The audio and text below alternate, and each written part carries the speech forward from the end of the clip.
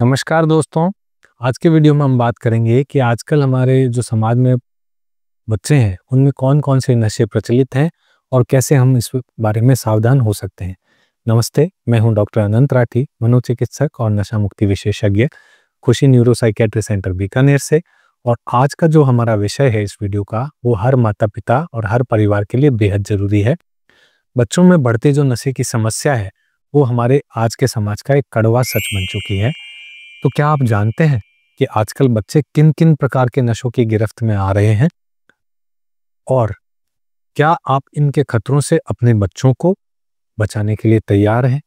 तो इसी बात पे आज हम चर्चा करेंगे कि बच्चों में कौन-कौन से आजकल नशे प्रचलित हैं, इन नशों का उनके शरीर पे क्या प्रभाव पड़ेगा और सबसे इम्पोर्टेंट बच्चों को इससे कैसे बचाया जा सकता है। तो आइए शुरू करते हैं। अगर आपका भी परिवार में कोई बच्चा या कोई नज़दीकी किसी नशे की गिरफ्त में है और आप ऑनलाइन कंसल्ट करना चाहते हैं, तो स्क्रीन पे दिए गए नंबर पे कॉल करके ऑनलाइन कंसल्टेशन ले सकते हैं। आइए शुरू करते हैं इस वीडियो को। तो सबसे पहले हमें ये समझना ज़रूरी है कि बच्चे किन-किन प्रकार के नशे की तरफ इन दिनों आकर्षित हो रहे हैं। जो सबसे ज़्यादा नशा इन दिनों चल रहा है दोस्तों, वो है ड्राई नशे, जैसे स्मैक का नशा या गांजे का नशा। जी हाँ दोस्तों, बहुत से जो गांजा बेचने वाले लोग हैं, वो आजकल गांजे को हर्बल मेडिसिन या भोलेनाथ का प्रसाद कह करके बेच रहे हैं, इसको दुष्प्रचारित कर रहे हैं। ये कहते हैं कि ये तो भोलेनाथ का प्रसाद है, जैसे भोलेनाथ मस्त रहते हैं वैसे तू भी मस्त हो जाएगा लाइफ में। तो इस तरह से, या स्मैक को कहते हैं कि इसको अगर तूने खींच लिया तो अलग ही दुनिया में पहुंच जाएगा, तेरा कोई जिंदगी में गम नहीं रहेंगे, कोई दर्द नहीं रहेगा। इस तरह से दुष्प्रचार किया जाता है उन नशों का, और उस व्यक्ति को प्रेरित किया जाता है, बच्चे को प्रेरित किया जाता है कि वो इस नशे को एक बार लेकर के देखे, और बाद में ये जो नशा है उसके मानसिक और शारीरिक स्वास्थ्य पर गहरा असर डालने लगते हैं। दूसरा जो है वो है सिगरेट या ई सिगरेट, जिसे हम वैपिंग कहते हैं। वो भी बच्चों को लगता है कि सिगरेट पीना तो एक स्टेटस सिंबल है। आजकल जो भी बॉलीवुड फिल्में या हॉलीवुड बहुत सी फिल्में जिसके अंदर हीरो को ही सिगरेट पीते हुए दिखाया जाता है, हालांकि उसमें नीचे एक स्टेटरी वार्निंग लिखी आती है कि सिगरेट पीना स्वास्थ्य के लिए हानिकारक है, लेकिन बच्चा वो हानिकारक वाली वार्निंग को इतना छोटा लिखा जाता है कि उसको देख ही नहीं पाता, और उसे लगता है कि हीरोगिरी तो सिगरेट पीने में है। तो इस तरह से उसे एक ये महसूस होता है सिगरेट पीना तो हीरोपंथी है, पर उसे ये नहीं पता कि इसके अंदर जो कोल टार है, जो निकोटीन है, वो उसके स्वास्थ्य को बहुत जो है वो नुकसान पहुंचा सकती है। तीसरा जो नशा बढ़ रहा है इन दिनों दोस्तों, वो है केमिकल नशे, यानी मेडिसिन के नशे, जैसे ट्रामाडोल या टपेंटाडोल की गोलियां लोग खा रहे हैं, या कोडीन के कफ सिरप्स लोग पी रहे हैं। इन बच्चे जो है इनका इन दवाओं का मिसयूज जो है चोरी छिपे कर रहे हैं, और फिर एडिक्ट इसका हो जाते हैं। कुछ बच्चे जो हैं इनहेलेंट्स, मतलब सूंघ कर किए जाने वाले नशे की तरफ भी बढ़ रहे हैं, जैसे साइकिल का पंक्चर बनाने वाले ट्यूब, इन सबको, या पेट्रोल, इन सब चीज़ों को भी सूंघ करके नशे कर रहे हैं। और एक नशा जो आजकल बहुत तेजी से हमारे समाज में बढ़ा है, वो है स्क्रीन का नशा, डिजिटल नशा या स्क्रीन एडिक्शन। जी हाँ दोस्तों, मोबाइल और इंटरनेट का भी अत्यधिक यूज जो है वो एक नशे की तरह हमारे बच्चों के अंदर बैठ चुका है। बच्चे एक सेकंड के लिए अपना मोबाइल छोड़ नहीं रहे हैं, अपने पेरेंट्स के हाथ में नहीं दे रहे हैं। दिन भर या रात को लेट लेट तक उस मोबाइल के अंदर उन स्क्रीन पे कुछ ना कुछ चलता रहता है, रील्स देखते हैं या दोस्तों से बातें करते हैं, चैटिंग करते हैं। क्या फ़िल्में देखते हैं, क्या नहीं देखते, कुछ नहीं पता, लेकिन बस स्क्रीन से इतने एडिक्ट हो चुके हैं कि मोबाइल से दूर रहना मीन्स नोमोफोबिया नाम की एक बीमारी भी डिक्लेयर कर दी गई है। नोमोफोबिया यानी नो मोबाइल। अगर आपके पास मोबाइल नहीं है तो आपको फोबिया होने लगे, आपको घबराहट होने लगे, बेचैनी होने लगे, मेरा मोबाइल कहाँ पे है? तो इस तरह से वो एक मानसिक स्वास्थ्य संबंधी जो प्रॉब्लम के अंदर भी जा चले जाते हैं। तो ये स्क्रीन का एडिक्शन जो है ये भी बहुत ज़्यादा तेज़ी से हमारे समाज में बच्चों में फैल रहा है और उनके मेंटल हेल्थ को प्रभावित कर रहा है। एक और जो नशा दोस्तों अभी इन दिनों चल रहा है वो है गैम्बलिंग एडिक्शन, यानी बहुत बच्चे जो हैं वो रम्मी खेलो या लूडो खेलो, ये करो, वो करो, जीतो इतने पैसे, इसने इतने पैसे जीत लिए, उसके खाते में इतने पैसे आ गए, इस तरह के विज्ञापन देख लेते हैं। विज्ञापन प्रदाता तो जिसको उन्होंने पैसे दिए हैं, 100 में से 1 व्यक्ति को उसी का विज्ञापन बताएँगे। 99 से हमने पैसे लूट लिए हैं, खसोट लिए हैं, वो थोड़ी ना बताएँगे। अब हम अगर उसको देखते हैं कि इसने मैं 20,000 जीत लिए, इसने 1 लाख जीत लिए, मैं भी जीत लूँ, मेरी लाइफ़ की प्रॉब्लम सॉल्व हो जाएगी, पैसों की तंगी चल रही है, वो निकल जाएगी।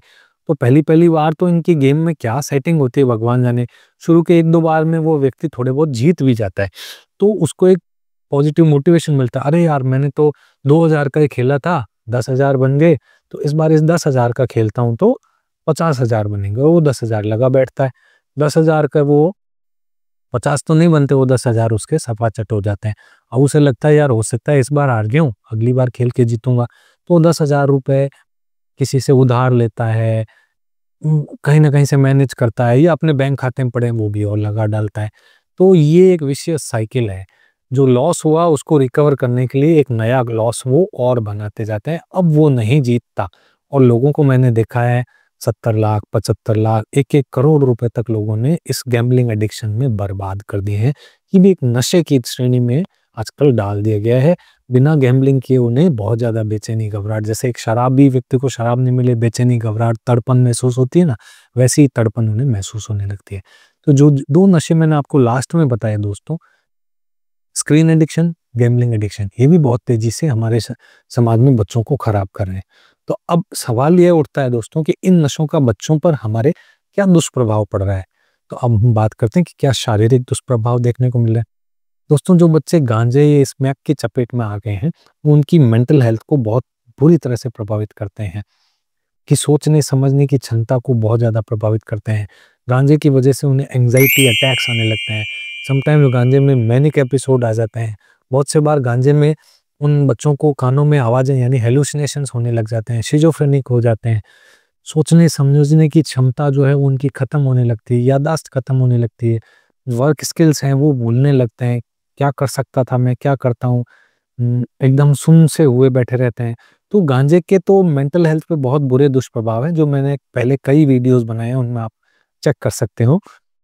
इसके अलावा जो सिगरेट पीते हैं, तो सिगरेट से लंग्स में कोल्टार जमा होता है। एक ऐड आपने देखा होगा कि एवरेज व्यक्ति अगर इतने साल सिगरेट पीता है, तो उसके फेफड़ों में इतना कोल्टार जमा हो जाता है, जो आपको बीमार, बहुत बीमार बना सकता है। हम सभी जानते हैं सिगरेट पे 80% पैकेट पे बना फ़ोटो बना आता है, सिगरेट पीना स्वास्थ्य के लिए हानिकारक होता है और इससे कैंसर होता है। हो सकता है नहीं लिखते, कैंसर होता है लिखते हैं, डेफ़िनिट है कि अगर सिगरेट पीते हैं तो कैंसर होता है। ठीक है? तो इस तरह की बड़ी-सी स्टेटरी वार्निंग के बाद भी अगर कोई सिगरेट पी रहा है, तो डेफ़िनेटली उसके लंग्स को डैमेज करेगा, उसकी जो ब्लड वेसल्स हैं, हार्ट की ब्लड वेसल्स हैं, उसमें आर्टरीज़ में ब्लॉकेज पैदा करेगा। सिगरेट तो बहुत ज़्यादा ब्लॉकेज पैदा करने के बहुत ज़्यादा रिस्पॉन्सिबल है, जो हार्ट अटैक का कारण बनती है। तो ये दुष्प्रभाव सिगरेट्स के देखने को मिलते हैं, मोबाइल के एडिक्शन के दुष्प्रभाव देखने को मिलते हैं, प्रोडक्टिविटी घटती है, काम से उसका ध्यान घटता है, पढ़ाई से उसका ध्यान घटता है, सारे दिन स्क्रीन पे उसका ध्यान रहने से आँखें खराब होने लगती है, स्ट्रेस में रहने लगता है, नींद समय पे नहीं आती है, सुबह लेट उठते हैं, स्कूल, कॉलेज सब छूट जाता है। तो ये स्क्रीन एडिक्शन के दुष्प्रभाव देखने को मिलते हैं। गैम्बलिंग एडिक्शन के दुष्प्रभाव तो जग ज़ाहिर ही है, बहुत स्ट्रेस, रुपए उधार ले लिए, इधर से ले लिए, उधर से ले लिए, लोन ले लिया, फिर पैसे नहीं चुका पा रहे हैं, अब हम जीत नहीं रहे हैं, लोन वालों के फ़ोन आ रहे हैं पैसे चुकाने के लिए, तो इस तरह से उन्हें भी परेशानियाँ देखने को मिलती है। तो ये कुछ शारीरिक दुष्प्रभाव हमने देखा, नशों से क्या-क्या होते हैं। अब आते हैं हम मानसिक दुष्प्रभाव, जो कि सबसे ज़्यादा इम्पोर्टेंट टॉपिक है। जब भी बच्चा नशे की गिरफ्त में आता है और थोड़े दिनों में उसे ज्ञान होता है कि अब इस नशे को लेना उसकी मजबूरी हो गई है। अब वो इसको छोड़ नहीं पा रहा है, इसके लिए पैसे अरेंज करना उसके लिए प्रॉब्लमैटिक हो गया है। घरवालों को पता चल गया तो वो क्या कहेंगे, क्या बोलेंगे? तो ये बहुत सारी चिंताएँ, बहुत सारी टेंशन उसकी लाइफ में आने लगती है। वो जब शेयर नहीं कर पाता, अकेले घुटता रहता है, तो उसको डिप्रेशन जैसी प्रॉब्लम्स भी आने लगती है। अपने एक सेल्फ कॉन्फिडेंस को वो खो देते हैं कि मैं इससे बाहर निकल पाऊँगा या नहीं, पता नहीं क्या होगा मेरे साथ। इस तरह से वो नेगेटिविटी से घिर जाता है। तीसरी हम अगर देखें कि उसके क्या सामाजिक दुष्प्रभाव देखने को मिलते हैं, तो बच्चे अपनी पढ़ाई से बिछड़ जाते हैं, परिवार से, दोस्तों से दूर रहने लग जाते हैं, गलत संगत में रहने से और भी गलत रास्तों पे चल पड़ते हैं, चोरी, चकारी, गलत और आदतों की तरफ जाने लग जाते हैं। नशे के लिए, पैसों की व्यवस्था के लिए कुछ गलत रास्तों की तरफ चल पड़ते हैं। तो ये सब चीज़ें उस बच्चे का न सिर्फ वर्तमान को खराब करती है, बल्कि उसके पूरे भविष्य को खराब करती है। तो अब सबसे इम्पोर्टेंट बात ये है कि हम क्या करें कि हमारा परिवार का बच्चा जो है इन खतरनाक नशों से बच जाए। तो दोस्तों, इसके लिए सबसे ज़रूरी है एक हेल्दी जो है एनवायरनमेंट घर के अंदर हो। सब घर में बैठ कर के एक समय हो जिसमें पेरेंट्स अपने बच्चों से बैठ कर के फ्री हैंड बात करें। बच्चे अपने दिन में क्या-क्या हुआ वो उनके साथ शेयर करें।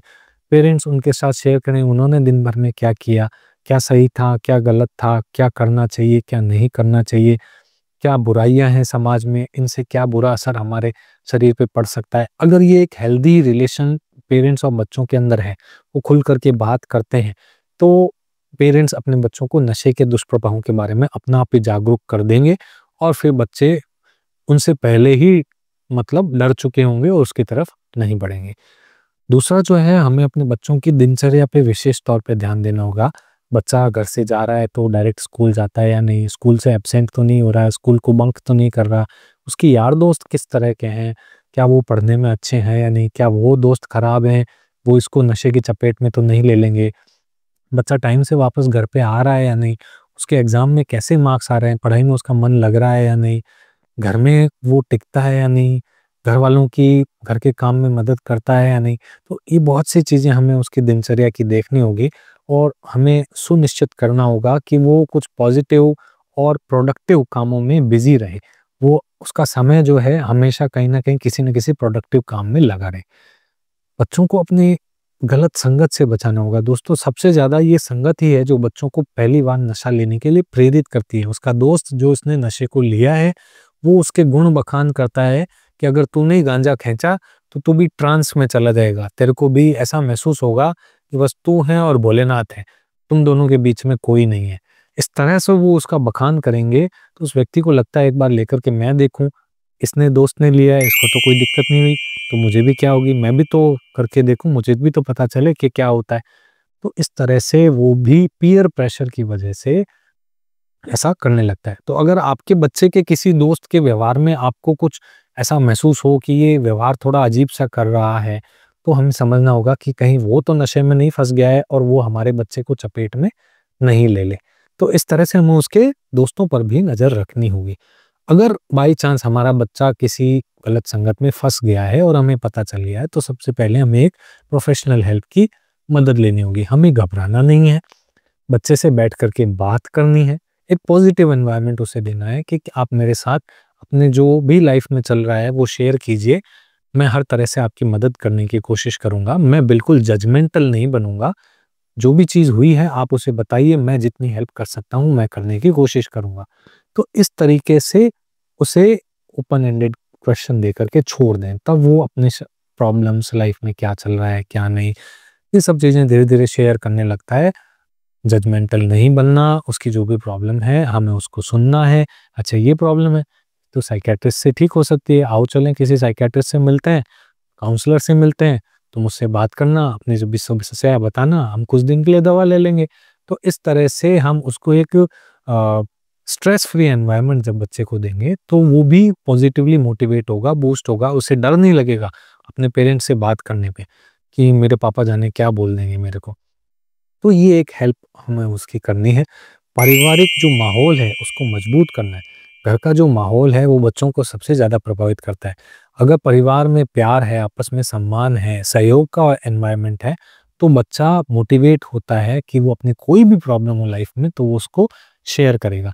लेकिन अगर ऐसा नहीं है, आपस में बात ही नहीं करते लोग, तो फिर वो अकेले ही अपनी प्रॉब्लम से जूझता रहता है।